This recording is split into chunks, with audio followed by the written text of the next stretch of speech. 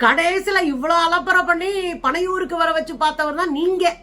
அப்போ உங்களுக்கு காரியம் ஆகணும்னா பனையூருக்கு வர வைப்பீங்க, உங்களுக்கு காரியம் ஆகணும்னா உங்களுக்கு ஓட்டு வேணும்னா நீங்க போய் வீடு வீடா கேட்பீங்க.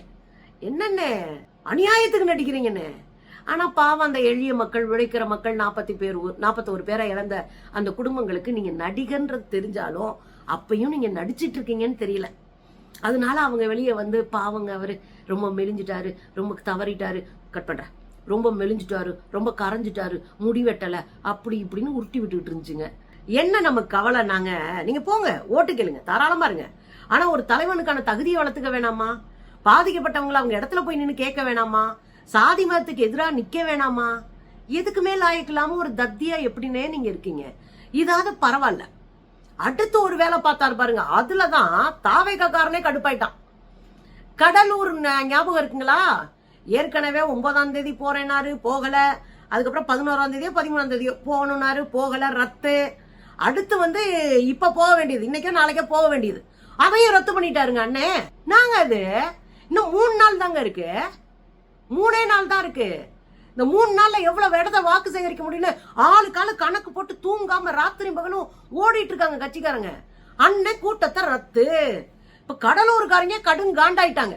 நீங்க எல்லா ஊருக்கும் போக முடியலனாலும் மண்டல வாரியா ஒரு 8 மண்டலம் 10 மண்டலமா முதலமைச்சர் பிரிச்சு போற மாதிரி பிரிச்சு வச்சுக்கிட்டு அதுக்குள்ள நீங்க போய் ஓட்டு கேட்கலாம்.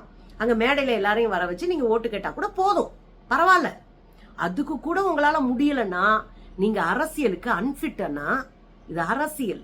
தெருவுல இறங்கி சைக்கிள்ல போய் கிராமம் அலைஞ்சு கட்சியை கட்டின ஆட்கள் தான் தமிழ்நாட்டுல இருக்கிற தலைவர்கள்லாம். நீங்கெல்லாம் என்னத்த சொல்ல. கடைசியில கடலூரும் ரத்து, திரும்ப 3வது முறை ரத்து.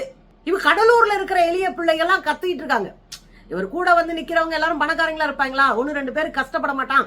அதே பணக்காரனா இருந்தாலும் பல லட்சம் ரூபாய் செலவழிச்சு ஒரு கூட்டத்தை ஏற்பாடு பண்ணா நீங்க போகலன்னா அவனுக்கு அது நட்டமா போகும்ல, அவன் உழைப்பெல்லாம் வீணா போகும்ல. அது நீங்க யோசிச்சிருக்கணும்ல ஒரு கட்சி தலைவரா.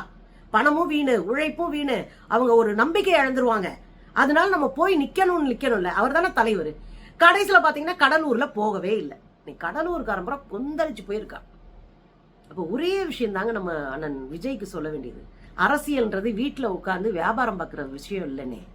அரசியல்ன்றது வெயில்ல நிக்கணும், மழையில கரையணும், மக்களோட மக்களா நிக்கிறவன் தான் ஜெயிப்பான். யார் ஒருத்தர் மக்களை நம்பி மக்களோடு மக்களா பயணிச்சு அரசியலை கட்டுறாங்களோ அவங்க தான் வரலாறும் காலமும் கைவிடாது. உங்களை மாதிரி தற்கூரிகளை, உங்களை மாதிரி ஏய்த்து பிழைக்கணும்னு நினைக்கிறவங்கள, கார்பரேட் கிரிமினல்ஸ அரசியலும் கைவிட்டுரும், வரலாறும் கைவிட்டுரும், மக்களும் கைவிட்டுருவாங்க.